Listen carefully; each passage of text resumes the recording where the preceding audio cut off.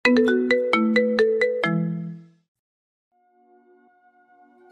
এখনো ভাবতে পারছি না তোর মতো ছোট লোক আমাকে ভালোবাসি কথাটা বলে কিভাবে। তুই একবার নিজেকে আয়নায় কখনো দেখেছিস? তোর কোনো যোগ্যতা আছে আমাকে প্রপোজ করার? সামান্য কৃষকের ছেলে হয়ে আমাকে প্রপোজ করিস? আমি তোর কাণ্ড দেখে হতবাক হয়ে গেছি। ফারিয়া, তুমি বিশ্বাস করো, আমি তোমাকে অনেক আগে থেকেই ভালোবাসি। আমি তোমাকে না বলে থাকতে পারছিলাম না, তাই আজকে তোমার সামনে এসে সাহস করে বলে দিলাম। ভালোবাসা তো আর ধনী গরিব দেখে হয় না, শুধুমাত্র হয়ে যায়। তুই কি এখন আমার সামনে থেকে যাবি, নাকি আমি এখানে কোনো সিন ক্রিয়েট করব? আমি ভালোই ভালোই বলছি, তুই এখন আমার সামনে থেকে চলে যা, না হলে কিন্তু এর চেয়ে অনেক খারাপ হতে পারে তোর সঙ্গে। আমি আর সেখানে কোনো কথা বলতে পারলাম না। চুপচাপ ফারিহার সামনে থেকে আমি চলে আসতে লাগলাম। আমি বাসায় আসতে আসতে আপনাদেরকে পরিচয়টা দিয়ে দিই। আমি শাহরিয়ার রহমান, বাবা মায়ের বড় ছেলে। ছোট একটা ভাই আছে, বাবা কৃষক। ফারিয়া হলো আমাদের গ্রামের চেয়ারম্যানের মেয়ে, একটু অহংকারী। গল্পে ফেরা যাক। আমি বাসায় আসতে আসতে সন্ধ্যা হয়ে গেল। আমি বাসায় এসে রুমে যাব, আর তখনই বাবা আমাকে দেখে বলতে লাগলো, শাহরিয়ার, তুই কি আর কোনোদিন মানুষ হবি না? এভাবেই যদি চলতে থাকে তাহলে তো এসএসসি পরীক্ষায় তুই ফেল করবি। আর তখন আমি কি কাউকে মুখ দেখাতে পারবো? আমি অভাবের কারণে নিজে দুবেলা খেতে পারি না, তবুও আমি তোর পড়াশোনা চালিয়ে নিচ্ছি। তুমি কোনো চিন্তা করো না, আমি এসএসসি পরীক্ষায় হয়তো ভালো রেজাল্ট করব। এখন একটু খারাপ হয়ে গেছে, তবে যেটুকু সময় আছে পরীক্ষা সামলে নিব। এই বলে আমি রুমে চলে আসলেই তাই বাবা আমার জন্য অনেক কষ্ট করে। অভাবের সংসার, তবুও আমাদের দুই ভাইকে অনেক কষ্ট করে পড়াশোনা করায়। আমি রুমে এসে মাকে বললাম, মা, খুব ক্ষুধা পাইছে, খাওয়ার কিছু আছে? খেয়ে একটু পড়তে বসতে হবে। আর কি, কালকে তো স্কুল আছে, পড়াগুলো শিখতে হবে। না, ঘরে তো তেমন কিছু নেই। আমি রান্না করছি, রান্নাটা হোক, একেবারে খেয়ে ঘুমিয়ে পড়িস। এখন একটু পড়তে থাক। তারপর আমি মাকে আর কোনো কিছুই বললাম না, কারণ আমি জানি ঘরে তেমন কিছুই নেই। তারপর আমি পড়তে বসলাম। তখনই ফারিহার কথাগুলো আমার কানে বাজতে লাগলো। আমি কোনো কিছুতেই যেন ফারিহার কথাগুলো বিশ্বাস করতে পারছিলাম না, কারণ মেয়েটাকে যে আমি অনেক ভালোবেসেছিলাম। আসলে ভালোবাসার মানুষের কাছ থেকে এরকম কথা শুনলে কিভাবে সহ্য হবে। তবুও আমি পড়া শেষ করে রাতের খাবার খেয়ে ঘুমিয়ে গেলাম। পরের দিন সকালবেলা ঘুম থেকে উঠে ফ্রেশ হয়ে নিলাম। তারপর মাকে বললাম খাবার দেওয়ার জন্য। আমি খাবার শেষ করে রেডি হচ্ছি, আর তখনই বাইরে থেকে রিফাত আমাকে ডাকতে লাগলো আর বলতে লাগলো, কি রে ভাই, তুই কই? আমি তোর জন্য সেই কখন থেকে দাঁড়িয়েছিলাম, শেষ পর্যন্ত আমাকে বাড়িতে আসতে হলো। তাড়াতাড়ি আয়, স্কুলে তো দেরি হয়ে যাচ্ছে। আমি তাড়াতাড়ি করে রেডি হয়ে রিফাতকে নিয়ে স্কুলে চলে আসলাম। আর আস্তে আস্তে আমি রিফাতকে বললাম, দোস্ত, আমাদের তো দেখতে দেখতে পরীক্ষার সময় চলে আসলো। এখন থেকে ভালো করে পড়াশোনা করতে হবে। আর তো বেশি সময় নেই, মাত্র 2 মাস বাকি আছে। হ্যাঁ রে দোস্ত, এখন থেকে খুব ভালো করে পড়াশোনা করতে হবে। আর তোর কপালে ফারিয়া আসলো না, ফারিয়াকে ভুলে যা, আর ভালো করে পরীক্ষা দিতে হবে। তারপর দুজনেই এসব কথা বলতে বলতে চলে আসলাম স্কুলে। আমাদের কোচিং করায়। আমি কোচিং শেষ করে বাসায় ফিরছি, আর পাশে তাকিয়ে দেখি ফারিহা তার বান্ধবীদের সঙ্গে বাসায় ফিরছে। আসলে আমরা একসাথেই পড়াশোনা করি। আর তখন আমাকে রিফাত বলতে লাগলো, দোস্ত, তুই কিন্তু ফারিয়ার দিকে একদম তাকাবি না। কালকে কিন্তু আমি সব কিছু শুনেছি। আর তোর জায়গায় আমি থাকলে কোনোদিন ওর সামনেও যেতাম না, তাকানো তো দূরের কথা। দোস্ত, ফারিহা শুধু একটু অহংকারী। ওর অহংকারটা যদি সরে যায় তাহলে দেখবি ফারিহা অনেক ভালো হয়ে যাবে। ওর মনটা অনেক সুন্দর, তাছাড়া আমি তাকে অনেক ভালোবাসি। ভাই, তোর জায়গায় আমি থাকলে হয়তো আমি ফারিয়ার দিকে কখনোই তাকাতাম না, কিন্তু তোকে দেখে সত্যি আমার গর্ব করতে ইচ্ছে করছে। ভাই, এসব পাম না মেরে তাড়াতাড়ি বাসায় চল, আমার খুব ক্ষুধা পাইছে। আর বিকেলবেলা মাঠের দিকে আসিস, আমিও আসবো। অনেক দিন খেলা হয় না। কি রে ফকিন্নি, তুই আজকে আর কোনো কথা বললি না? কালকের অপমানের কারণে কি তোর শিক্ষা হয়ে গেছে নাকি? বাহ, ভালো তো। দেখো ফারিহা, আমি কি তোমার সঙ্গে খারাপ ব্যবহার করি? তাহলে তুমি আমার সঙ্গে কেন খারাপ ব্যবহার করো?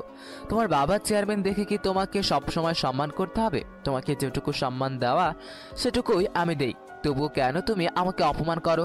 শুধুমাত্র ভালোবাসার কারণেই তো। তোর সঙ্গে আমি ঠিকই রিলেশন করতাম, কিন্তু কেন করলাম না জানিস? কারণ তোর সঙ্গে আমার স্ট্যাটাস যায় না। আমি বান্ধবীদের সঙ্গে কি বলবো বলতো? তোকে নিয়ে কোথাও যেতে পারবো না, তোকে নিয়ে কোথাও ঘুরতে পারবো না। আমারও একটা সময় আসবে, তুমি সবকিছু পেলে আমার কাছে চলে আসবে, শুধুমাত্র আমার কাছে ভালো থাকবে বলে। তোমার এসব অহংকার কোনো কিছুই কাছে আসবে না।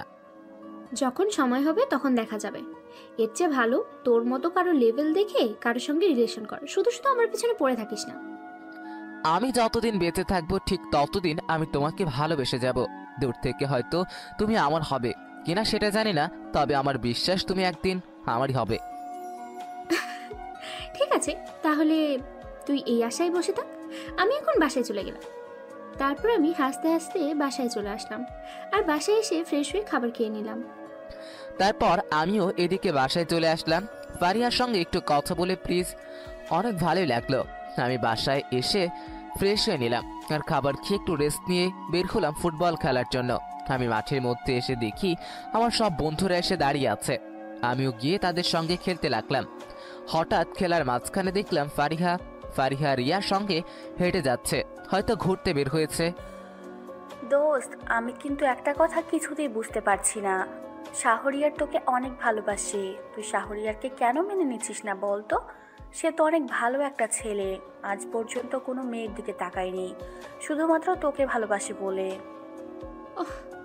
তোর যদি মন চায় তাহলে তুই গিয়ে শাহরিয়ার সাথে প্রেম কর, আমার এত ইচ্ছে নেই। আমি চাই অনেক ভালো একটা মানুষ থাকবে এবং অনেক স্মার্ট, যাকে দেখলে বুকের ভিতর ধুকধুক করে উঠবে। দোস্ত, তোর সব সিনেমার ডায়লগ অন্য কোথাও গিয়ে মারিস। এখন বল আসল কাহিনীটা কি, আর তুই ওর সামনে এভাবে কথা বলিস কেন, অপমান করিস কেন, এটা বল আগে। আমি বলতে পারি, তবে একটা শর্তে। তুই কখনো শাহরিয়ারকে তা বুঝতে দিবি না। আসলে শাহরিয়ার আমাকে যেরকম অহংকারী টাইপের মনে করে, আসলে কিন্তু আমি মোটেও তেমন না। পছন্দ হয়, তবে আমি চাই যে পরীক্ষার আগে এসব কোনো কিছুই করব না। আমি তোকে অনেক ভালো করে চিনি, তুই কেমন সেটাও জানি। সেই ছোটবেলা থেকে তোর সঙ্গে আমার বন্ধুত্ব। তবে একটা কথা, শাহরিয়ার কি তুই অনেক বেশি অপমান করে ফেলেছিস না ইদানিং? তুই তো ভালো করেই জানিস যে শাহরিয়ার সব কিছুই বুঝতে পারে, তাই একটু কড়াভাবেই ওর সঙ্গে কথা বলতে হয়, না হলে সব কিছুই বুঝে ফেলবে না। যদি পরীক্ষার পর শাহরিয়ার কখনো হারিয়ে যায় তখন কি করবি? আমার তো শাহরিয়ারকে দেখে এখনই প্রেম করতে ইচ্ছে করে, কিন্তু কি আর বলবো, শাহরিয়ার তো আমাকে কখনোই মেনে নেবে না। তুই যদি আরেকবার এই কথা বলিস তাহলে তোকে আমি মেরে এখানেই ফেলে চলে যাব। ওর দিকে তুই কখনো তাকাবি না, ওকে শুধু বড় ভাই মনে করবি। আর জানিস একটা কথা, ওর মলিন মুখের দিকে তাকালে না আমার এতটা ভালো লাগে, সেটা তোকে আমি বলে বোঝাতে পারবো না। ঠিক আছে, তোর যেমন ইচ্ছা তাই কর, তবে একটা কথা মনে রাখবি যে অবহেলা সহ্য করতে করতে একটা সময় কিন্তু পাথর হয়ে যায়, তখন সেই পাথরকে আবার ফুলে রূপান্তর করা এটা কিন্তু অনেক কঠিন। সেটা আমি জানি রে, কিন্তু আমি ভাবছি অন্য কথা। আমার বাবা তো শাহরিয়ারকে কখনোই মেনে নেবে না। রিলেশন হওয়ার পরে আমাদের কি অবস্থা হবে একবার ভেবে দেখেছিস? তুইও শাহরিয়ারকে ভালোবাসিস, শাহরিয়ারও তোকে অনেক বেশি ভালোবাসে। যদি দুজন এক হতে চাস তাহলে এটা ছাড়া কোনো উপায় নেই। আর যদি তোর বাবা মায়ের কথা চলতে চাস তাহলে নিজের ভালোবাসার মানুষ সব কিছু বিসর্জন দিতে হবে। তাহলে আর এসব কথা কখনো মাথায় আনিস না। তুই ঠিকই বলেছিস, যা হবার তা তো পরেই দেখা যাবে। এখন বর্তমানটাকে নিয়ে ভাবা যাক, তাই না? চল বাড়িতে ফিরে যাই, সন্ধ্যা হতে চললো, পরে মা বকা দিবে। তারপর আরও কিছুক্ষণ ঘুরে বাসায় ফিরে আসলাম, আর বাসায় ফিরে ফ্রেশ হয়ে চা খেয়ে পড়তে বসলাম। এদিকে আমি সন্ধ্যাবেলায় খেলা শেষে বাসায় ফিরে ফ্রেশ হয়ে পড়তে বসলাম, আর তখনই রিফাত আমার ফোনে মেসেজ করলো। রিফাত বলল, দোস্ত, ফারিয়াদের গাছের ডাব অনেক বড় হয়েছে, যাবি নাকি? তুই গেলে আমি সবাইকে মেসেজ দিয়ে বলি মাঠের মধ্যে আসার জন্য। আরে না, তুই কি পাগল হয়ে গেছিস নাকি? এখনো আমাকে বাড়ি থেকে বের হতে দিবে না। তাছাড়া আর ধরা খেলে একদম খবর আছে, চেয়ারম্যান শালা অনেক ঘাট তারা, একজন মানুষ সুযোগ পেলেই পিছনে বাস দিবে। তারপর আমি রিফাতের সঙ্গে আরও কিছু কথা বলে কল কেটে দিলাম, আর কল কেটে দিয়ে পড়তে বসলাম। আর পড়া শেষ করে খাবার খেয়ে রাতে ঘুমিয়ে গেলাম। পরের দিন সকালবেলা ঘুম থেকে উঠে ফ্রেশ হয়ে নিলাম আর স্কুলের দিকে যেতে লাগলাম। আর তখনই দেখলাম সাথে রিয়া আর ফারিহাও যাচ্ছে। আর তখনই রিফাত আমাকে পিছন থেকে ডাকতে লাগলো আর আমাকে এসে বলতে লাগলো, আমি তোকে সে কখন থেকে পেছন থেকে ডাকছি যে আমার জন্য একটু দাঁড়া, কিন্তু তুই নিজের মতো করে হেঁটে যাচ্ছিস। ইদানিং কি কানে কম শুনিস নাকি? আরে না, তেমন কিছু না, চল তাড়াতাড়ি। তারপর আমি আর রিফাত কথা বলতে বলতে ফারিহাদের পিছনে পিছনে হাঁটছি। আর ওদিকে রিয়া ফারিহাকে বলতে লাগলো, দোস্ত, তোর জান পাখি তো তোর পিছনে পিছনে হাঁটছে, কথা বলবি নাকি? এখন ক্লাসে গেলে তোর কথা বলিস না, এখানে একটু কথা বলে নে। না, চুপচাপ ক্লাস হবে, এখন আমি কথা বলবো না। তাছাড়া আজকে দেখেই বোঝা যাচ্ছে যে মনটা হয়তো ভালো নেই। আর এখন যদি আমি তাকে শুধু শুধু এমন করি, হয়তো খারাপ হয়ে যাবে। শুধু শুধু দরকার নেই রে। এদিকে আমি কোনো কথা না বলে ক্লাসে চলে আসলাম। আর এভাবেই পার হয়ে গেল 2টা মাস। পরীক্ষাগুলো বেশ ভালোভাবেই দিলাম। এখন পরীক্ষা দিয়ে ফ্রি টাইম, তাই বাবার কাজে সাহায্য করছি। একদিন বাবার সঙ্গে খেতে কাজ করছিলাম, আর তখনই রিফাত আসলো। আর রিফাত এসে আমাকে বলতে লাগলো, শাহরিয়ার, চল তো আমার সঙ্গে, তোর সঙ্গে আমার কিছু কথা আছে, তাড়াতাড়ি উঠে আয়। আর চাচা, তোমারা দিন দিন চেহারা এরকম হয়ে যাচ্ছে কেন? খাওয়া দাওয়া করে না নাকি? এখন বয়স হয়েছে না, তাই হয়তো এমন হয়ে গেছে। তোদেরও যখন বয়স হবে তখন তোরাও এমন হয়ে যাবি। তুই এখন বাড়িতে চলে যা, অনেক কাজ করেছিস। তারপর আমি বাবার কাছ থেকে এসে রিফাতকে নিয়ে একটা নিরিবিলি জায়গায় আসলাম। নিরিবিলি জায়গায় আছে আমি আর রিফাত পাশাপাশি বসলাম। আর তখন বলল, দোস্ত, এখন পর্যন্ত তুই কসিং এর বেতনটা সঠিকভাবে ক্লিয়ার করিস নি। স্যার তোকে দেখা করতে বলছে, আর এদিকে শুনলাম যে ফারিয়া নাকি ঢাকায় গিয়ে পড়াশোনা করবে। দোস্ত, আমি কি চিন্তা করছি জানিস? এমন চিন্তা করছি যে আমিও ঢাকায় চলে যাব। ঢাকায় গিয়ে অন্তত পক্ষে যদি নিজের খরচটা নিজে চালাতে পারি, তার পাশাপাশি পড়াশোনাটাও চালিয়ে যেতে পারি, তাহলে অনেক ভালো হবে রে। আমার বাবা আমার জন্য অনেক করেছে রে। তুই জানিস আমি অনেক সময় না খেয়ে থাকি শুধুমাত্র আমার ছোট ভাইয়ের কারণে। কারণ আমি চাই না যে আমার ছোট ভাই না খেয়ে থাকুক। আমি যতটা না বুঝতে পারি, আমার ছোট ভাই কি ততটা বুঝতে পারে? সে কি ক্ষুধার যন্ত্রণা সহ্য করতে পারবে? আর ফারিহার কথা বলছিস? দোস্ত, অভাবের মধ্যে পড়লে ভালোবাসা জানালা দিয়ে পালায়। হ্যাঁ, তবে আমি ফারিহাকে কখনো ভুলতে পারবো না, এটা সত্যি। তুই তো আমার অবস্থাটা জানিস, তাই আমি তোর সঙ্গে ঢাকা যেতে পারবো না রে। আমাদের হয়তো আর কোনোদিন দেখা হবে কিনা সেটাও জানি না। রেজাল্ট কবে দিবে রে? রেজাল্ট হয়তো আরো 15 দিন পর দিতে পারে। আমি ভাবছি যে 2-1 দিনের ভিতরে ঢাকা চলে যাব। কি দরকার শুধু শুধু বাসায় বসে থেকে? মায়ের শরীরের অবস্থাও তেমন একটা ভালো নাই, বাবাও দিন দিন কেমন যেন হয়ে যাচ্ছে। তাছাড়া চেয়ারম্যান চাচার কাছে আমাদের প্রায় জমিগুলোই বন্ধক দেওয়া। জমিগুলো ফিরিয়ে আনতে হবে, কোনো ঝামেলা আর তার সঙ্গে আমার দেখা হবে না কেন? ফোন আছে তো, ফোনে যোগাযোগ করব। তুই আমার সেই ছোটবেলার বন্ধু। সেটা তো বুঝতে পেরেছি।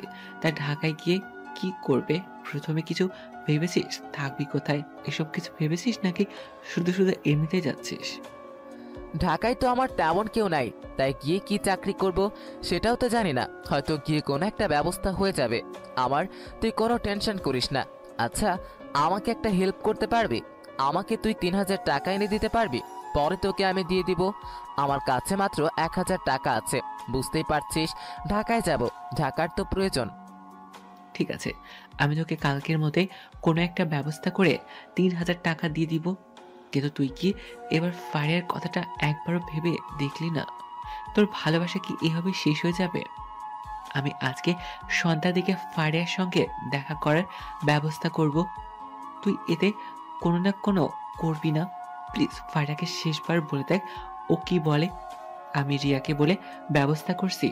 আমি এখন গেলাম, তুই বাসায় গিয়ে চলে যা। আমি সন্ধ্যার সময় মাঠে থাকবো।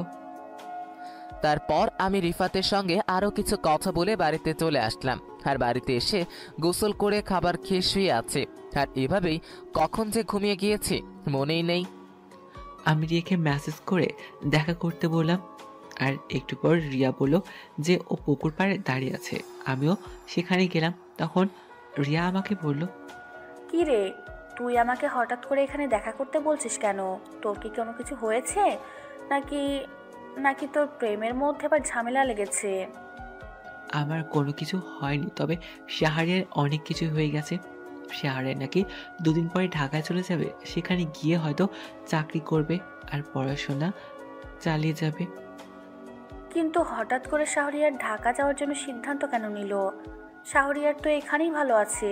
তাছাড়া এখানে কোথাও কলেজে ভর্তি হবে, রেজাল্ট দেওয়া হলে। ফারিহাও আমাকে বলেছে যে যত কষ্ট করেই হোক শাহরিয়ারের জন্য গ্রাম থেকে যাবে। শাহরিয়ারের জন্য থেকে যাবে মানে? আমি তো কোনো কিছুই বুঝতে পারছি না। ও তো শাহরিয়ারকে পছন্দ করে না, সবসময় অপমান করতো। তারপর আমি রিফাতকে সব কিছুই খুলে বললাম, আর সব কিছু শুনে রিফাত হাসতে লাগলো। আর তখন আমি বললাম, তাহলে আমি এখন যাই, গিয়ে ফারিহাকে খবর দেই, আর সন্ধ্যাবেলায় দেখা করাটা ব্যবস্থা করা যাবে। তুই আর আমি ছাড়া তো আর কেউ হেল্প করতে পারবে না। ঠিক আছে, তুই তাহলে যা, আমিও বাসায় গেলাম। আর একটু রাফার সঙ্গে দেখা করার ব্যবস্থা করে দিস। আমারও তো মন চায় আমি আমার প্রিয় মানুষের সঙ্গে কথা বলবো। কেন, তোমাদের তো 24 ঘন্টার মধ্যে প্রায় 20 ঘন্টার কথা হয়, তবুও তোমাদের মন ভরে না? এখন সরাসরি গিয়ে দেখা করতে হবে? শালা কুত্তা, যাওয়া বাড়িতে যা। তারপর আমি রিয়ার সঙ্গে আরো কিছু কথা বলে বাড়িতে চলে আসলাম। আর বাড়িতে এসে রেস্ট করে আবার এইভাবে সময়টা পার হলো। সন্ধ্যাবেলায় আমি মাঠের মধ্যে এসে শাহরিয়ারকে কল দিলাম। আর শাহরিয়ার কল কেটে দিয়ে আমি বুঝতে বাকি রইল না যে শাহরিয়ার আসছে। এদিকে আমি কল কেটে দিয়ে তাড়াতাড়ি করে মাঠে যেতে লাগলাম। আমি মাঠে এসে দেখি যে রিফাত দাঁড়িয়ে আছে। আর তখন রিফাত আমাকে বলতে লাগলো, শালা আমি দাঁড়িয়ে আছি সেই কখন থেকে, আর তোর এখন আসার সময় হলো, তাই না? চল দোকানে গিয়ে বসি, আগে সব বুঝে তারপর যাব। আর তোর জন্য একটা সারপ্রাইজ আছে, যেটা শুনে তুই নিজেকে আর ধরে রাখতে পারবি না। তারপর আমি আর রিফাত চাচার দোকানে এসে চা খেতে লাগলাম আর অপেক্ষা করতে লাগলাম। জানি ফারিহা আজকেও আমাকে অপমান করবে। এছাড়া তো ফারিহার কাছ থেকে ভালো কিছু আশা করা যায় না। তবুও শেষবার না হয় ফারিহার অপমান সহ্য করে যাই। বেশ অনেকক্ষণ বসে থাকার পর আমি আর রিফাত যেতে লাগলাম। রিফাত আমাকে নিয়ে একটা নিরিবিলি জায়গায় চলে আসলো আর এখানে এসে দাঁড়িয়ে আছে। আর একটু পরেই দেখতে পেলাম রিয়া আর ফারিহা এদিকেই আসছে। আমি চুপচাপ দাঁড়িয়ে আছি। রিয়া এসে রিফাতকে বলতে লাগলো, রিফাত, বেশি সময় দেওয়া যাবে না, সর্বোচ্চ 20 মিনিট ওরা কথা বলবে, বুঝতে পেরেছিস? আর তুই আমার সঙ্গে, আমরা এখন থেকে কোনো কাজে নেই। শাহরিয়ার, আমরা খেয়াল রাখছি, তোর কথা বল। তখন রিয়া আর রিফাত একটু দূরে চলে গেল। আর আমি ফারিহাকে বলতে লাগলাম, আমি অনেক আগে থেকেই তোমাকে ভালোবাসি এবং সারা জীবন তোমাকে ভালোবেসে যাব। এতদিন তোমার সঙ্গে যা করেছি শুধুমাত্র ভালোবাসি বলেই করেছি। আমি চলে যাচ্ছি, আর কখনো তোমার সঙ্গে আমার দেখা হবে কিনা সেটা জানি না। তুমি ভালো থাকবে। হয়তো আমার কথা তোমার কোনোদিন মনে হবে না। যদি কখনো মনে হয় তাহলে মনে করবে যে আমি সব সময় ভালোই আছি। জানো, তোমাকে নিয়ে আমি অনেক স্বপ্ন দেখেছিলাম। বিশেষ করে আমি যখন রাতে একে ঘুমাতে যেতাম তখন তোমাকে নিয়ে ভাবতাম। নিজের অজান্তেই ভালো লাগতো, আর এখনো ভালো লাগে তোমাকে নিয়ে ভাবতে। কিন্তু ওই যে কথায় আছে না, যে অভাবে পড়লে ভালোবাসা জানালা দিয়ে পালায়। আমার অবস্থা হয়েছে তেমন। যেখানে আমি নিজেই চলতে পারছি না সেখানে ভালোবাসা নামক পবিত্র জিনিসটা তো আমাদের জন্য নয়। আসলে মধ্যবিত্তরা কখনো কাউকে ভালোবাসতে নেই, কারণ সবকিছু চাইলেও পূরণ হয় না। মধ্যবিত্তের ভালোবাসা হলো বেমানান, এগুলো তাদের পক্ষে মানায় না। অনেক কথা বলে ফেললাম, হয়তো তোমার খারাপ লাগবে। যদি পারো আমাকে ক্ষমা করে দিও। অনেক বিরক্ত করেছি তোমাকে। রাস্তায়, পথে ঘাটে, স্কুলে, প্রাইভেটে, মনে হয় জায়গায় তোমাকে বিরক্ত করেছি। ক্ষমা করে দিও। আমি ওর কথাগুলো শুনে কান্না করতে লাগলাম। তারপর নিজেকে সহ্য করতে না পেরেই শাহরিয়ারের গালে একটা থাপ্পড় মারলাম। আর থাপ্পড় মেরে আমি শাহরিয়ারকে শক্ত করে জড়িয়ে ধরে বলতে লাগলাম, তুমি কেন বুঝতে পারছো না? আমিও তো তোমাকে অনেক আগে থেকেই ভালোবাসি। আমি আমি শুধুমাত্র তোমাকে এসব বলতাম যেন তোমার পরীক্ষাটা ভালো হয়।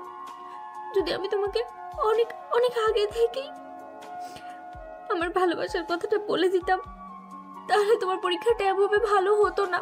আর তোমার ক্ষেত্রে পড়াশোনাটা বেশি দরকার, সেটা আমি চিন্তা করেই আমি এমনটা করেছি। আমি তোমাকে অনেকভাবে কষ্ট দিয়েছি। তুমি হয়তো রাত জেগে কান্না করেছো আমার জন্য, সেটা আমি জানি। কিন্তু আমিও কোনো কিছুর উপায় বুঝতে পারছিলাম না। এদিকে বাবাকে অনেক ভয় পেতাম, তাই সবকিছু মিলিয়ে কেমন যেন হয়ে গিয়েছিলাম নিজে নিজে। কিন্তু আমি অনেক কষ্ট পেয়েছিলাম। তোমাকে যখন আমি কথাগুলো বলতাম তখন নিজের অজান্তেই চোখ দিয়ে পানি আসতো। আমি অনেক ভালোবাসি তোমাকে, আমাকে ছেড়ে কোথাও যাবে না তুমি, আমি তোমাকে কোথাও যেতে দেব না, সব সময় তোমার কাছে থাকবো আমি, তোমাকে ছাড়া আমি থাকতে পারবো না। প্লিজ আমার জন্য না হয় তুমি থেকে যাও প্লিজ। এদিকে ফারিয়া আমাকে জড়িয়ে ধরে কান্না করতে লাগলো। আমি এটার জন্য মোটেও প্রস্তুত ছিলাম না। এখন আমি ফারিয়াকে কি বলবো সেটাই চিন্তা করছি। আমাকে ভালোবাসে এটা শোনার পর আমার খুশি হওয়ার কথা, কিন্তু কেন জানি খুশি হতে পারছি না। তারপর আমি নিজেকে সামলে ফারিয়াকে বললাম, আমি এখানে থাকলে হয়তো নিজেকে কখনো উন্নতি করতে পারবো না। তুমি সবকিছুই হয়তো বুঝতে পেরেছো। আমাকে নিজেকে নিজে কিছু করতে হবে, পাশাপাশি পড়াশোনাটাও চালিয়ে যেতে হবে। বাবা আমাদেরকে আর নিতে পারছে না, সেটা আমি বুঝতে পারছি। বাবা নিজের মুখে না বললেও আমি বুঝতে পারি। তাহলে আমার কি হবে? আমি আমি যে তোমার জন্য ঢাকায় যাব না ভেবেছিলাম, এখানেই থাকবো। তুমি ঢাকায় কোথায় থাকবে বলো, আমি তোমার সঙ্গে থাকবো প্লিজ। তো এখন কিছু জানি না। আমি কাউকে সন্ধ্যায় বাসে উঠবো, আর কি ঢাকায় যেতে যেতে তো প্রায় সকাল হয়ে যাবে। সেখানে গিয়ে আগে থাকার জায়গা ম্যানেজ করতে হবে, তারপর কাজ ম্যানেজ করতে হবে, তারপর বাকি সব কিছু। আমি যে তোমাকে বড্ড ভালোবেসে ফেলেছি, আমি আর নিজেকে ধরে রাখতে পারছি না শাহরিয়া। আমাকে নিয়ে চলো না হলে, আমি তোমার সঙ্গে এখন যেতে রাজি আছি। আমি তোমাকে আমার অনিশ্চিত জীবনের সঙ্গে নিয়ে যেতে পারবো না। আমি জীবনে কখন উন্নতি করতে পারি কিনা সেটাও জানি না। তুমি অনেক ভালো একটা মেয়ে, তোমার বাবা মা তোমার উপর যে আছে, তুমি ভালো কিছু করবে। তুমি কেন আমাকে ভালোবাসতে যাবে? তাহলে তুই কেন আমাকে আগে থেকে ভালোবেসেছিলি? তুই কেন আমার জীবনে প্রথম এসেছিলি? আর এখন নিজে থেকে ভালোবেসে এখন নিজেই দূরে সরে যাচ্ছিস? আমি তোকে ছাড়া থাকতে পারবো না, মরে যাবো তোকে ছাড়া। হ্যাঁ, তখন আমি তোমাকে অনেক ভালোবেসেছিলাম, এখনো আমি তোমাকে ঠিক তেমনটাই ভালোবাসি। কিন্তু আমি তোমাকে আজকে ফিরিয়ে দিয়েছি শুধুমাত্র তোমার ভালোর জন্য। দেখো, আমার অনিশ্চিত জীবনের সঙ্গে তুমি তোমার জীবনটা জড়িয়ে কেন নষ্ট করবে বলো? তার মানে তুমি আমাকে এখনো মন থেকে ক্ষমা করতে পারো নাই, তাই না? তাছাড়া আমি তোমার কাছে ভালো থাকবো, তোমার সঙ্গে আমি রাস্তায় থাকতেও রাজি আছি, তবু আমি তোমার ইচ্ছে। ফারিয়া, তুমি একটু প্লিজ আমার কথাটা বুঝতে চেষ্টা করো। তোমার বাবা আমাকে কখনোই মেনে নেবে না, আমি তোমার যোগ্য হতে পারবো না। আমি অনেক সময় না খেয়ে থাকি। তুমি যদি আমার পাশে থাকো তাহলে আমিও তোমার মতো না খেয়ে থাকতে পারবো। তাছাড়া ভালোবাসার মানুষের সঙ্গে থাকতে আর কোনো কিছু প্রয়োজন হয় না। এই কথা বলেই ফারিহা আমার ঠোঁট জোড়া দখল করে নিল। আমি ফারিহাকে ছাড়ানোর চেষ্টা করছি, কিন্তু কোনো কিছুতেই ফারিহাকে আটকে রাখতে পারছি না। প্রায় 10 মিনিট পর আমাকে ছেড়ে দিল, আর আমি হাঁপাতে লাগলাম। আর তখন ফারিহা আমার পকেট থেকে ফোনটা নিয়ে কি যেন করলো। একটু পর ফোনটা আমাকে দিয়ে বলল, শোনো, আমি আমার নাম্বার তোমার ফোনে সেভ করে দিয়েছি, যেখানেই যাবে আমাকে বলে যাবে। আর তুমি আগে ঢাকায় গিয়ে সেটেল হও, 2 দিন পর আমিও আসছি তোমার কাছে। তুমি যে জায়গায় যাবে আমিও ঠিক সেই জায়গায় যাব। আর এই জায়গায় যাবে, এখানে আমার ফুপুর বাসা, আমার কাছাকাছি থাকবে। আমিও অনেক হেল্প করতে পারবো তোমাকে, দেখা করতে পারবো তোমার সাথে। তোমাকে না দেখে তো আমি থাকতে পারবো না। আর এখন তো বাবা আমাকে বাড়ি থেকে বের হতেও দেয় না। কালকে যাওয়ার আগে আমার সাথে দেখা করবে, তবে সেটা ওদেরকে জানানোর প্রয়োজন নেই। আমাদেরটা আমরাই ব্যবস্থা করে নেব, কারণ ওরা আমাদের জন্য অনেক করেছে। যদি একবার কেউ জানতে পারে যে আমাদেরকে ওরা সাহায্য করেছে, তাহলে ওদেরকে সমস্যা করতে পারে। তাই আমাদের জন্য অন্য কেউ সমস্যায় পড়ুক, এটা তো আমি চাই না। তুমি আমার জন্য এত কিছু কেন করবে? তুমি যদি একবার তোমার কিছু হয়ে যায় তাহলে কখনো কি আমি নিজেকে ক্ষমা করতে পারবো বলো?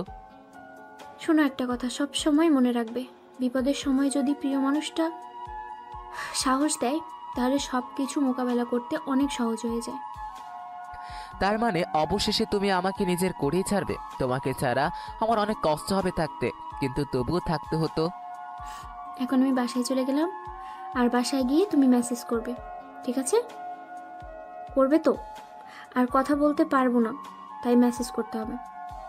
তখনই ফারিহা আমাকে একটা ঠোঁটে আলতো করে চুমু দিয়ে দৌড়ে চলে যায়। এরপর আমিও রিফাতের কাছে চলে আসলাম, আর তখন আমাকে রিফাত বলতে লাগলো, দোস্ত, তার মানে তোদেরকে এক করে দিতে পারবেন? আর আমার সারপ্রাইজটা তোর কেমন লাগলো বল, এখন তাড়াতাড়ি চল, বাসে যেতে হবে, না হলে বাবা অনেক বকা দেবে। তারপর আমি আর রিফাত মিলে বাড়িতে চলে আসলাম। আর বাড়িতে এসে ফ্রেশ হয়ে রাতের খাবার খেয়ে শুয়ে পড়লাম। আর শুয়ে শুয়ে ফারিহার সঙ্গে মেসেজে কথা বলতে লাগলাম। আর এভাবেই বেশ অনেক সময় পার হয়ে গেল। তারপর কথা বলা শেষে আমি ঘুমিয়ে গেলাম। পরের দিন সকালবেলা ঘুম থেকে উঠে মাকে বললাম, না, আমি আজকে ঢাকায় চলে যাচ্ছি, তুমি বাড়ির দিকে খেয়াল রেখো আর আমাকে নিয়ে কোনো চিন্তা করো না। আমি সেখানে গিয়ে ভালো কিছু করব আর পড়াশোনা করব, তুমি একটু তোমার নিজের দিকে খেয়াল নিও। তোকে ছাড়া বাড়িটা কেমন ফাঁকা ফাঁকা হয়ে যাবে। সেখানে গিয়ে কি করবি, কোথায় থাকবি? কোনো কিছুই তো ঠিক করিসনি। আর আজকে হঠাৎ করে চলে যাবি, কি হয়েছে আমাকে বল তো। মা, তুমি আমাকে নিয়ে শুধু শুধু কেন টেনশন করছো? আর এখানে তো তেমন ভালো কলেজ নেই, তাই না? আর আমার রেজাল্ট দিতে প্রায় এখনো 15 দিন বাকি। আমি ঢাকায় গিয়ে এখন কিছু একটা করতে থাকবো আর চাকরি করার পাশাপাশি পড়াশোনাটাও চালিয়ে যাব। আর এদিকে যদি আমার কিছুটা উন্নতি হয়, তুমি শুধু আমার জন্য দোয়া করো মা। তারপর আমি মাকে অনেক বুঝিয়ে রাজি করালাম আর সবকিছু প্যাকিং করতে লাগলাম। আর এভাবেই সারাটা দিন পার হয়ে গেল। সন্ধ্যাবেলায় রিফাত আমার রুমে আসলো। হ্যাঁ, রুমে এসে আমার হাতে 3000 টাকা দিল আর বলল, দোস্ত, আমি এই 3000 টাকার ব্যবস্থা করতে পেরেছিলাম, আরো ব্যবস্থা করার জন্য, কিন্তু পারি নাই। তুই ঢাকায় যা, পরে লাগলে তোকে আবার দেব, চিন্তা করিস না। দোস্ত, তোর মতন বন্ধু যদি সবার থাকতো তাহলে আর জীবনে আর কোনো কষ্ট থাকতো না রে। সত্যি তুই আমার ভালো বন্ধু, তোকে নিয়ে আমার এখন গর্ব করতে ইচ্ছে করছে। আরে বন্ধু, এসব কি বলছিস? এটা তো আমার দায়িত্ব, বন্ধুর জন্য তো বন্ধু, তাই না? বিপদের সময় বন্ধু যদি পাশে না থাকে তাহলে কে পাশে থাকবে বল? তোর বাসের টিকিট তো কাটা হয়ে গেছে, 10টায় বাস, সেখানে গিয়ে পৌঁছে আমাকে ফোন দিয়ে জানাবি, আমি তো তোকে বাস টার্মিনাল পর্যন্ত দিয়ে আসবো। আমি দোস্ত, তুই মা বাবার সঙ্গে কথা বলতে থাক, আমি একটু ফারিহার সঙ্গে দেখা করে আসছি। তো আমাকে মেসেজ দিচ্ছে বারবার। তারপর আমি রিফাতকে বাসায় রেখে আমি ফারিহার সঙ্গে দেখা করতে চলে আসলাম। আর আমি এসে দেখি ফারিহা আগে থেকেই দাঁড়িয়ে আছে। আমাকে দেখি ফারিহা শক্ত করে জড়িয়ে ধরলো আর কান্না করতে লাগলো। আমি ফারিহার মাথায় হাত বুলিয়ে দিতে লাগলাম আর বলতে লাগলাম, এত কান্না করার কি আছে, আমি তো একেবারে চলে যাচ্ছি না। কি আর, আমাদের তো ঢাকায় দেখা হবেই, তাহলে এত কান্না করছো কেন? তুমি জানো না তোমার কান্না যে আমার একটু সহ্য হয় না। প্লিজ আর কান্না করো না, পরে তো তোমার মাথা ব্যথা করবে। আমার সঙ্গে আজকে বাসে সারা রাত কথা বলতে হবে। আর এই নাও 2000 টাকা, এটা তুমি রাখো, আমি এর চেয়ে বেশি জোগাড় করতে পারিনি। আচ্ছা ঠিক আছে, শোনো, তুমি কিন্তু নিজের দিকে খেয়াল নিবা, আমাকে নিয়ে একদম চিন্তা করবে না তুমি। এখন বাসায় চলে যাও, ইনশাআল্লাহ আমাদের খুব তাড়াতাড়ি দেখা হবে আবার। ঠিক আছে, তুমি কিন্তু সময় মতো খাবার খাবে। আর আমাকে নিয়ে তুমি এতটা টেনশন করবে না, আমি ভালো থাকবো, ঠিক আছে? আর আমার সঙ্গে সব সময় কথা বলতে হবে, না হলে কিন্তু আমি অনেক পাগলামি করব। তারপর আমি ফারিহার কপালে আলতো করে একটা চুমু দিয়ে আরও কিছুক্ষণ থেকে সেখান থেকে ফারিহাকে বিদায় দিয়ে চলে আসলাম। বাড়িতে এসে সব কিছু নিয়ে বাবা মাকে বিদায় দিয়ে আমি আর রিফাত বাস স্টেশনে যেতে লাগলাম। যেতে যেতে রিফাতের সঙ্গে অনেক কথাই হলো। কিছুক্ষণ পর বাস স্টেশনে চলে আসলাম আর সেখানে এসে বাসে উঠে পড়লাম। তারপর রিফাত বলল, দোস্ত, ঢাকায় গিয়ে পৌঁছে আমাকে একটু জানাবি, ঠিক আছে? আর রাস্তায় কোনো সমস্যা হলে ফোন দিস, আশা করি কোনো সমস্যা হবে না, সাবধানে যাবি। দোস্ত, বাবা মা আর একটু রামিমের দিকে খেয়াল রাখিস, আমি ছাড়া তো আর তাদের কেউ রইল না, তুই ওদিকে একটু খেয়াল রাখিস। আর আসি, তুইও সাবধানে যাস। তারপর রিফাতকে বিদায় দিয়ে রিফাত চলে গেল। আর একটু পর বাসও ছেড়ে দিল। বাস তার আপন গতিতে চলতে লাগলো আর আমিও ফারিহার সঙ্গে মেসেজে কথা বলতে লাগলাম। এভাবে সময়টা পার হতে লাগলো। সকাল 5টার দিকে ঢাকায় এসে পৌঁছালাম। নেমে দেখি বড় বড় সাইনবোর্ডে লেখা মহাকালী বাস টার্মিনাল। তারপর সেখান থেকে আমি রিফাতকে কল দিয়ে জানিয়ে দিলাম। আর আমিও একটা দোকানে গিয়ে হাত মুখ ধুয়ে চা আর রুটি খেয়ে নিলাম। তারপর হাঁটতে লাগলাম এক অজানা গন্তব্যে। কাকে একটা থাকার প্রয়োজন, আমি যেখানেই যাই সেখানেই আমাকে জিজ্ঞেস করে সাথে কেউ আছে কিনা, কারণ ব্যাচেলার বাসা ভাড়া দেয় না, এটা একটা সমস্যা। তারপর সিদ্ধান্ত নিলাম ম্যাচে ওঠা যাক। তারপর কিছুদিন পর না হয় বাসা নিব। অনেক কষ্ট করে একটা ম্যাচ ম্যানেজ করলাম আর সেখানেই অ্যাডভান্স করে সেখানে উঠে পড়লাম। এভাবে সারাটা দিন পার হয়ে গেল। সন্ধ্যাবেলায় সবকিছু গুছিয়ে বাইরে হাঁটতে বের হলাম। কি করব, এখন হাঁটতে হাঁটতে একটা গ্যারেজের সামনে চলে আসলাম। দেখলাম গ্যারেজটা অটো গ্যারেজ। একটা লোক আর একটা লোকের সঙ্গে কথা বলছে। দেখেছিস, একটাও লোক নেই। এখন আমার গাড়িটা কি বসে থাকবে নাকি? আর গাড়িটা যদি বসে থাকে তাহলে শুধু শুধু বিল দিব না আমি। এখন গাড়িটা যদি কেউ নিয়ে বের হতো তাহলে তো অনেক লাভ হতো, তাই না? কি করা যায় বলতো? কোনো ছেলে নেই যাকে নিয়ে কাজ করাবো? আমি কথা শুনে লোকটার কাছে গেলাম। তারপর গিয়ে আমি ওনাকে বললাম, ভাই আসসালামু আলাইকুম, আপনি যদি কিছু মনে না করেন তাহলে আমি কাজটা করতে চাই। আসলে ঢাকায় নতুন কোনো কাজ পাচ্ছি না তো তাই। তোমাকে দেখে তো ভালো করেই মনে হয়, তবে তুমি কি অটো চালাতে পারো? আর ওই রকম কেউ হলে কিন্তু আগেই বলে রাখছি, কোনো চান্স নেই, সোজা পুলিশে দেব। ভাই আমি অটো চালাতে পারি, আর ভাই আমাকে বিশ্বাস করতে পারেন, আমি আজকেই গ্রাম থেকে এসেছি ঢাকায় কাজের জন্য। কাজের পাশাপাশি পড়াশোনা করব। অনেক দরিদ্র পরিবারের সন্তান আমি। প্লিজ ভাই আমাকে কাজটা দিন। আমি কথা দিচ্ছি আপনি যেভাবে বলবেন আমি সেভাবেই করব, আর কোনো সমস্যাও হবে না। ঠিক আছে, তুমি যেহেতু এত করে বলছো তাহলে তোমাকে না হয় কাজটা দেওয়াই যায়।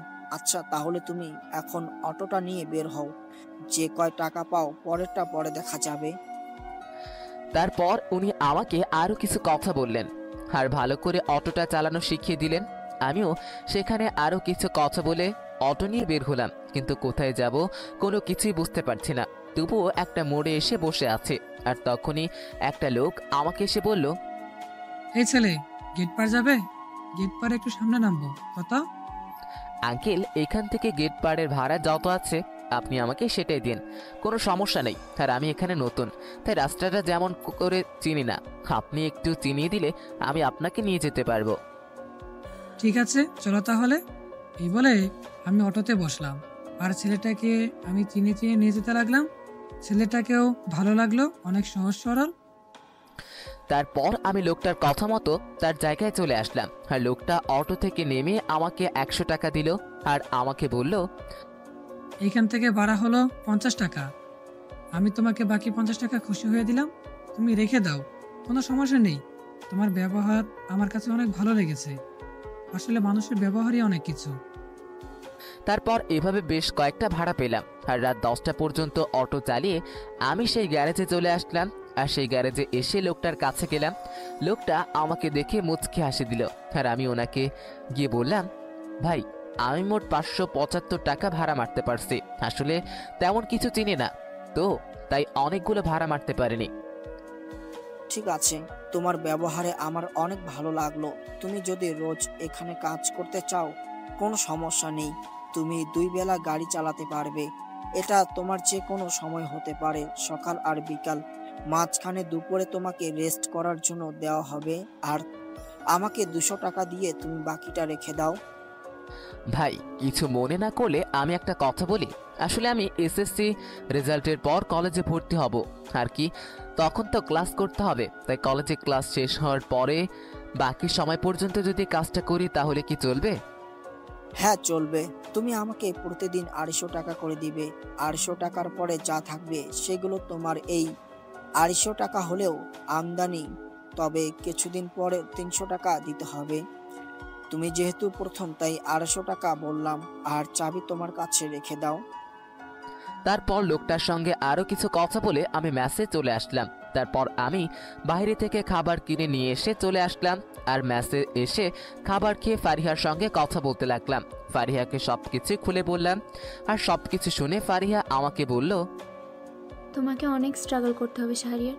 তুমি যদি স্ট্রাগল না করো তাহলে জীবনে কখনো উন্নতি করতে পারবে না। আমি তোমার পাশে সব সময় আছি এবং থাকবো ইনশাআল্লাহ। তারপর এভাবে ফারিহার সঙ্গে বেশ কিছু সময় কথা বলতে লাগলাম, আর কথা বলা শেষে ঘুমিয়ে গেলাম। এভাবেই পার হয়ে গেল 15টা দিন।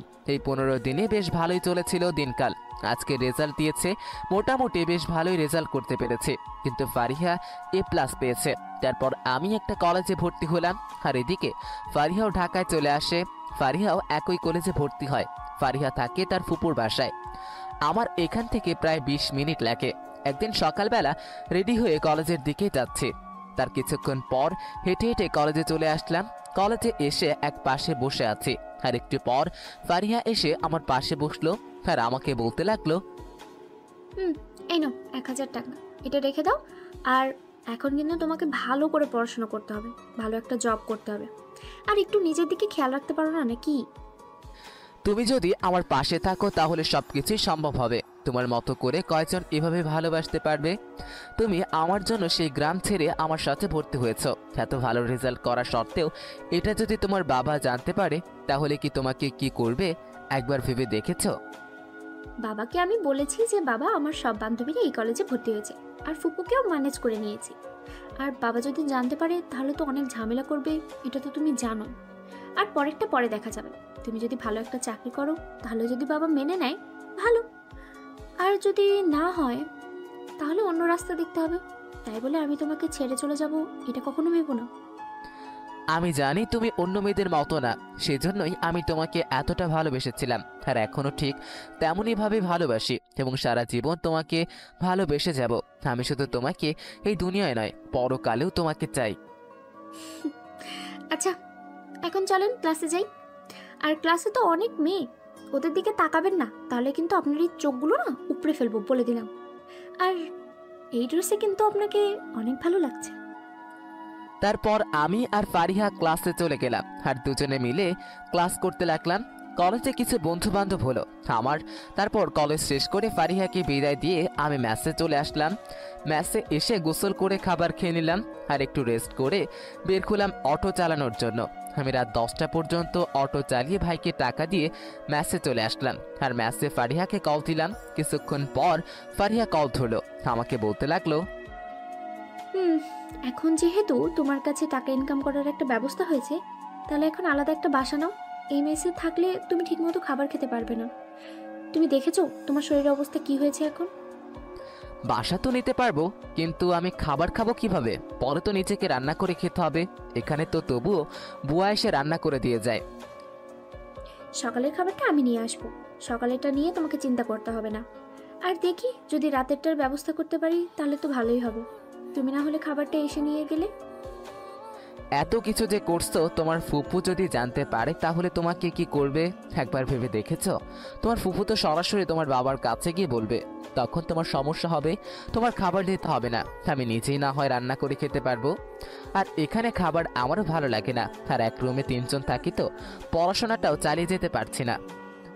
তাহলে তুমি কালকে বাসা ঠিক করবে, বুঝতে পেরেছো? আর কালকে গ্রাম থেকে বাবা আমাকে দেখতে আসবে, হয়তো একদিন থাকতে পারে, তারপরে চলে যাবে। অনেকদিন তোমার হাতের মিষ্টি খাওয়া হয় না, তোমার মিষ্টিগুলোকে অনেক মিস করি। কলেজে তো চাইলেও মিষ্টিগুলো খেতে পারবো না। সবকিছুই আপনার, আপনি যখন চাইবেন তখনই মিষ্টিগুলো পাবেন। আর আমারও কি ইচ্ছে করে না আপনাকে মিষ্টি দেওয়ার জন্য? আমি তো মেয়ে, আমি তো লজ্জা পাবই। লজ্জা হলো নারীর ভূষণ। এদিকে যদি আপনিও লজ্জা পান তাহলে কিভাবে কি হবে? আসলে এই প্রথম তো, তাই পরের বার যখন তোমার সঙ্গে প্রেম করব তখন সবকিছু ঠিক হয়ে যাবে। আর কে বলেছে যে নারীদের লজ্জা থাকতে আর বুঝতে লজ্জা থাকতে পারে না? তাহলে কি এখন আমার সঙ্গে ঝগড়া করার ইচ্ছা আছে আপনার? দেখুন, এখন কিন্তু আমি ঝগড়া করতে পারবো না। এখন যদি ঝগড়া করেন তাহলে কিন্তু আপনার খবর আছে বলে দিলাম। এভাবে আমি ফারিহার সঙ্গে কথা বলতে লাগলাম, আর কথা বলা শেষে আমি খাবার খেয়ে পড়তে লাগলাম। রাত 2টা পর্যন্ত পড়ে ঘুমিয়ে গেলাম। পরের দিন সকালবেলা কলেজে চলে আসলাম। কলেজে এসে ক্লাস করতে লাগলাম। এরপর ক্লাস শেষে আমি বাসা খুঁজতে লাগলাম। অনেক খোঁজাখুঁজি করার পর বাসাটা পেয়েও গেলাম। তারপর সব কিছু ব্যবস্থা করলাম।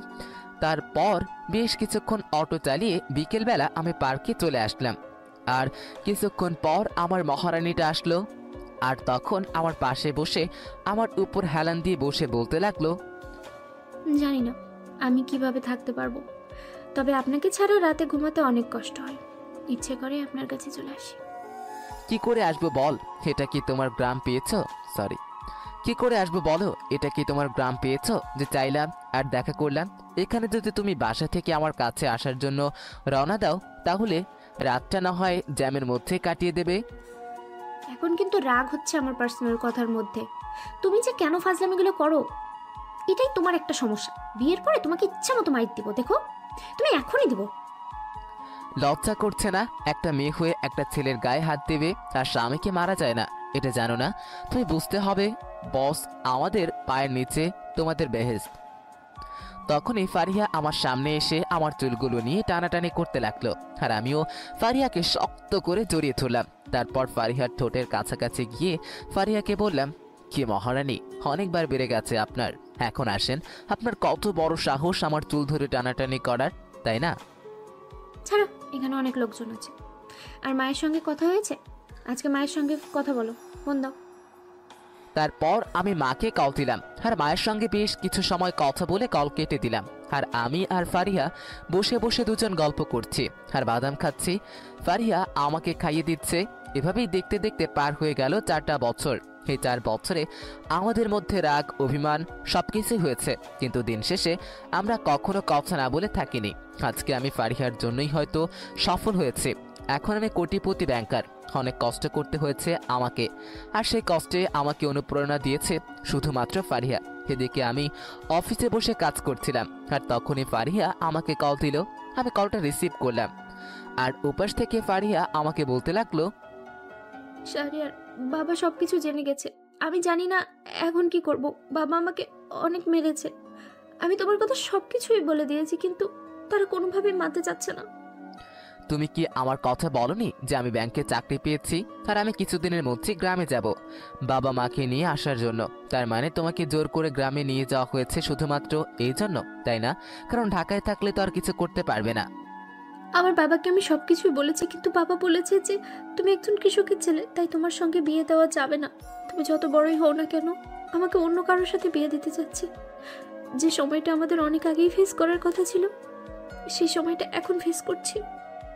এই 4টা বছর তোমার সঙ্গে আমি কাটিয়ে দিলাম। এই 4 বছর একবারও তোমার বাবা এরকম করলো না, আর এখন তোমার বাবা জানতে পেরে এসব করছে। আর আমি তো অন্য ছেলেদের মতো বেকার না, এখন আমি যথেষ্ট ভালো সরকারি চাকরি করি, আর তবুও তোমার বাবা মেনে নিচ্ছে না।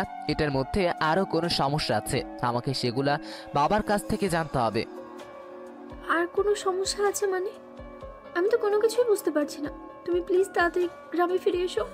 আমি আর এগুলো নিতে পারছি না। আমি অনেক কষ্টে তোমাকে ফোন করেছি। তুমি কোনো চিন্তা করো না, আমি কালকেই গ্রামে আসছি। আর আজকে না হয় তুমি একটু সহ্য করে নাও, আমি কালকে এসেই সব কিছুর ব্যবস্থা করছি। অনেক সহ্য করেছি, আর সহ্য করব না। তোমার বাবার সবটা সময় দাপট দেখিয়ে বেরিয়েছে, ওনার ব্যাপারে ভালো করে ব্যবস্থা নিতে হবে। তুমি এই ব্যাপারে কোনো কথা বলবে না। তারপর আমি ফারিহার সঙ্গে আরও কিছু কথা বলে কল কেটে দিলাম, আর কিছু ফাইল নিয়ে আমি ঘাটাঘাটি করতে লাগলাম। আর তখনই জুনিয়র অফিসার রফিক সাহেব এসে আমাকে বলতে লাগলো, স্যার, আপনাকে এই ফাইলগুলো দেখতে বলেছে একটা লোক। আমাদের ব্যাংক থেকে প্রায় 2 কোটি টাকা নিয়েছে, কিন্তু এখন পর্যন্ত দেওয়ার কোনো নাম নেই। আপনি সাইন করে দিলেই ওনার ব্যাপারে কোনো আইনি ব্যবস্থা নেওয়া যাবে। ঠিক আছে, আপনি গিয়ে আপনার কাজ করেন, আমি ফাইলটা দেখি আপনাকে জানাচ্ছি। একটু পরে আর 2 কোটি টাকা কিভাবে নিয়েছে? স্যার, বিভিন্ন মিথ্যা কথা বলে টাকাগুলো নিয়েছে। আমরা আপনার সিগনেচারের জন্য ওয়েট করছি। আপনি সিগনেচার করে দিলে আমরা ওনার বাসায় যাব। বাসায় গিয়ে যদি টাকা পরিশোধ করতে না পারে তাহলে আমরা আইনি ব্যবস্থা নিব। তারপর রফিক সাহেব আরও কিছু কথা বলে উনি চলে গেলেন, আর আমিও ফাইলগুলো দেখতে লাগলাম। আর হঠাৎ করে একটা লোকের ছবি দেখে আমি আটকে উঠলাম, কারণ লোকটা আর কেউই নয়, লোকটা হলো আমাদের চেয়ারম্যান আছে ফারিহার বাবা। উনি যে সব কাজ করবে এটা আমি আগে থেকেই আন্দাজ করেছিলাম। তারপর আমিও সিগনেচার করে দিলাম, আর ফাইলটা রফিক সাহেবের কাছে পাঠিয়ে দিলাম। আর তখন আমার ফোনে একটা কল আসলো, আর আমি কলটা রিসিভ করলাম, আর কিছুক্ষণ কথা বলে কলটা কেটে দিলাম, কারণ আমাকে এখন ব্যাংকের হয়ে চেয়ারম্যানের বাসায় যেতে হবে। তারপর আমিও রেডি হয়ে নিলাম, আর কিছুক্ষণ পর আমি রফিক সাহেব আর 2 জন পুলিশ নিয়ে গ্রামে যেতে লাগলাম। প্রায় 4 ঘন্টা জার্নি করার পর গ্রামে এসে পৌঁছালাম। তারপর সোজা চেয়ারম্যান সাহেবের বাড়ির সামনে চলে আসলাম, আর আমি মাস্ক পরে আছি। তখন রফিক সাহেব বলতে লাগলো, চেয়ারম্যান সাহেব, আপনি কি বাসায় আছেন? আমরা ব্যাংক থেকে এসেছি, আপনি একটু বাইরে আসেন, আপনার সঙ্গে আমাদের কিছু কথা আছে। কিছুক্ষণ পর চেয়ারম্যান সাহেব বের হয়ে আসলাম, আর আমাদেরকে দেখে হয়তো চেয়ারম্যান সাহেব ভয় পেয়ে গেল। আর তখন রফিক সাহেব বলতে লাগলো, আপনি আমাদের ব্যাংক থেকে 2 কোটি টাকা লোন নিয়েছেন, কিন্তু আপনার টাকা দেওয়ার কোনো উপায় দেখছি না। আপনি কি এখন টাকাগুলো পরিশোধ করতে পারবেন, নাকি আমরা অন্য কোনো ব্যবস্থা নিতে বাধ্য হব? স্যার, আমাকে আরও একটা মাস সময় দিতে হবে। আসলে আমি একটা কাজে টাকাগুলো খরচ করে ফেলেছি, তার জন্য আমি এখন টাকাগুলো দিতে পারছি না। চেয়ারম্যান সাহেব, আমরা কিন্তু আপনার ব্যাপারে সমস্ত কিছু খবর নিয়েই আপনার বাসায় এসেছি, না হলে আমাদের আসার কোনো প্রয়োজন ছিল না। আপনার নামে আরও কিছু কমপ্লেন রয়েছে। আপনি বিভিন্ন ব্যাংক থেকে লোন নিয়েছেন এবং সেগুলো পরিশোধ করছেন না, এমনকি ফোন দিলে ফোনও ধরছেন না। চেয়ারম্যান সাহেব, উনি হলেন আমাদের ব্যাংকের নতুন ম্যানেজার। আমরা ম্যানেজার সাহেবকে নিয়ে আপনার কাছে এসেছি। আপনি অন্য অন্য ব্যাংকের টাকা দিতে হবে না, আমরা শুধু আমাদেরটা নিতে এসেছি। আপনারা এভাবে আমাকে ভয় দেখাতে পারেন না। আপনাদের কোনো অধিকার নেই। আপনি আমার গ্রামে এসে আমাকে এইভাবে ভয় দেখাচ্ছেন? আপনাদের সাহস তো কম না। চেয়েছিলাম আমি আপনার সঙ্গে ভালো ব্যবহার করে টাকাগুলো নিয়ে যাব, কিন্তু আপনি তো আমাদের সঙ্গে বেশ অনেক খারাপ ব্যবহার করছেন। ঠিক আছে, তারপর আমি ফোনটা বের করে আমার সিনিয়র অফিসারকে কল দিলাম। তারপর ওনার সঙ্গে কিছু কথা বলে কল কেটে দিলাম। আর আমি চেয়ারম্যান সাহেবকে বললাম, চেয়ারম্যান সাহেব, আপনার নামে থানায় অনেকগুলো মামলা রয়েছে, আপনি মাদক ব্যবসার সঙ্গে জড়িত আছেন। কমিশনার সাহেব, আপনি একটু দেখান তো ওনার ব্যাপারে কি ধরনের মামলা রয়েছে। তারপর কমিশনার সাহেব নিজের ল্যাপটপে দেখতে লাগলো। আর তখন হঠাৎ করে চেয়ারম্যান সাহেব আমাকে এসে শক্ত করে জড়িয়ে ধরল। আমি কোনো কিছুই বুঝতে পারলাম না। হঠাৎ চেয়ারম্যান সাহেব আমাকে এভাবে জড়িয়ে ধরলো কেন? আর আমাকে এসে বলতে লাগলো, আমি তোকে চিনতে পেরেছি। তুই আমাদের গ্রামের ছেলে শাহরিয়ার। তুই আমাদের গর্ব। তুই থাকতে আমাকে ওরা এসব কথা বলছে। চেয়ারম্যান সাহেব, আপনি হয়তো কোনো কিছু ভুল করছেন। আমি আপনাদের শাহরিয়ার নই, আর আমি শাহরিয়ারকে চিনি না। তখনই কমিশনার সাহেব আমাকে এসে বলল, ওনার নামে অস্ত্র পাচার, মাদকদ্রব্য বিক্রয়, এসব নানান রকম থানায় মামলা রয়েছে এবং ওনারা কোনো ব্যবস্থা নিতে পারছে না, সবাইকে টাকা দিয়ে কিনে ঢেকেছে। তখন কমিশনার সাহেব পুলিশ নিয়ে চেয়ারম্যান সাহেবকে অ্যারেস্ট করলো। আর আমি বললাম, চেয়ারম্যান সাহেব, সরকারিভাবে আপনি জমিগুলো দখল করা হয়েছে। সাকিব সাহেব, আপনি এখনই কাগজ রেডি করে আমাকে দিন। তারপর সাকিব সাহেব আমার কথা মতো কাগজগুলো রেডি করলো। আর চেয়ারম্যান সাহেবের কাছ থেকে সিগনেচার নিয়ে জমিগুলোর উপর সাইনবোর্ড লাগিয়ে দিলাম। এসব করতে করতে বেশ অনেক সময় পার হয়ে গেল। হঠাৎ করে একটা রুমের দিকে চোখ পড়লো, আর জানালার পাশে একটা মানুষকে কান্না করতে দেখছি। সেই মানুষটার কেউই নয়, সেই মানুষটা হলো ফারিহা। আমি কি রুমের দরজা খুলে দিলাম। তখন ফারিহা কান্না করতে করতে আমাকে শক্ত করে জড়িয়ে ধরলো, আর আমি ফারিহার মাথায় হাত বুলিয়ে দিতে লাগলাম। তারপর আমি রফিক সাহেবকে বললাম, রফিক সাহেব, আপনি সবাইকে নিয়ে চলে যান, আর আমি সকল রিপোর্ট পাঠিয়ে দিব। তারপর রফিক সাহেব সবাইকে নিয়ে চলে গেল, আর আমিও ফারিহাকে নিয়ে আমাদের বাড়িতে চলে আসলাম। সবাই আমাকে দেখার জন্য বাড়িতে চলে আসলো, আর আমি এসে দেখি বাবা বাড়িতেই আছে। আমি গিয়ে বাবাকে সালাম করলাম, আর বাবাকে বললাম, বাবা তুমি কেমন আছো? অনেকদিন পর তোমাকে দেখলাম।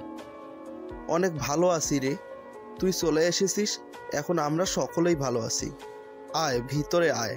ফারিয়া মা, তুমিও আসো। তারপর আমি ভিতরে চলে আসলাম ফারিহাকে নিয়ে, আর ভিতরে এসে মায়ের সঙ্গে কথা বলতে লাগলাম। মা আমাকে শক্ত করে জড়িয়ে ধরে কান্না করতে লাগলো। আর এভাবেই বেশ অনেক সময় পার হয়ে গেল। আর এক সময় মা আমাকে বলল, তাহলে এবার তোর বিয়েটা সেরে ফেলি, কি বলিস? আর এই শেষ বয়সে গ্রাম ছেড়ে চলে যাব শহরে? কেমন যেন হয়ে যায় না? শেষটা না হয় গ্রামেই পার করে দিই। মা, আমি তোমাদের এখান থেকে চলে যাওয়ার পর ঢাকায় অটো চালিয়েছি আর রাত জেগে পড়াশোনা করেছি। কত ঝড় ঝাপটা আমাকে সহ্য করতে হয়েছে সেটা আসলে তোমাকে বলে বোঝাতে পারবো না। এমনও দিন গিয়েছে যে আমি মানুষের হাতে নাই পর্যন্ত খেয়েছি, কিন্তু কখনো কাউকে বলি নাই। এই যে দেখছো মেয়েটা ফারিহা, এই মেয়েটা আমার জন্য সব সময় কান্না করতো। আর এত কষ্ট করে আমি পড়াশোনা শেষ করে ব্যাংকে চাকরি পেয়েছি, তুমি আমার স্বপ্নটা পূরণ করবে না? আমি চেয়েছিলাম তোমরা শহরে গিয়ে আমার সঙ্গে থাকবে, শেষ বয়সে আরাম করবে। অনেক তো কষ্ট করেছো তোমরা দুজন, প্লিজ মা, না করো না, চলো আমার সাথে। তখন এই কথা শুনে মা আমাকে শক্ত করে জড়িয়ে ধরলো, আর আমিও তোমাকে জড়িয়ে ধরে কান্না করে দিলাম। আর এভাবেই সময়টা পার হয়ে গেল। তারপর আমাদের বিয়ের ব্যবস্থা করা হলো। সকল নিয়মকানুন শেষে আমাদের বিয়েটা হয়ে গেল। আর বিকেলবেলা গাড়ি নিয়ে বাসায় ফিরতে লাগলাম, সাথে বাবা মা আর নতুন বউ। আমি আর ফারিহার পিছনে বসে আছি, ড্রাইভার গাড়ি চালাচ্ছে। চলে গেছে আমাদের সামনে, বাবা মা বসে আছে, আমি ফারিহা আর কোলে মাথা দিয়ে শুয়ে আছে। আর ফারিহাকে কানে কানে বলতে লাগলাম, জানো আজকে আমার অনেক ভালো লাগছে, আমি আমার বাবা মাকে আমার সঙ্গে এনে রাখতে পেরেছি, এটাই অনেক সত্যি। প্রিয় মানুষটা যদি পাশে থাকে তাহলে সবকিছু করতে সহজ হয়ে যায়। অনেক আছে যারা বেকার ছেলে দেখে অন্য কাউকে বিয়ে করে নেয়, কিন্তু বেকার ছেলেটা একটা সময় ঠিকই চাকরি পায়, তার দিনটা ওই রকম আর থাকে না, কিন্তু সবকিছু ফিরে পেলেও প্রিয় মানুষটা হারিয়ে যায়।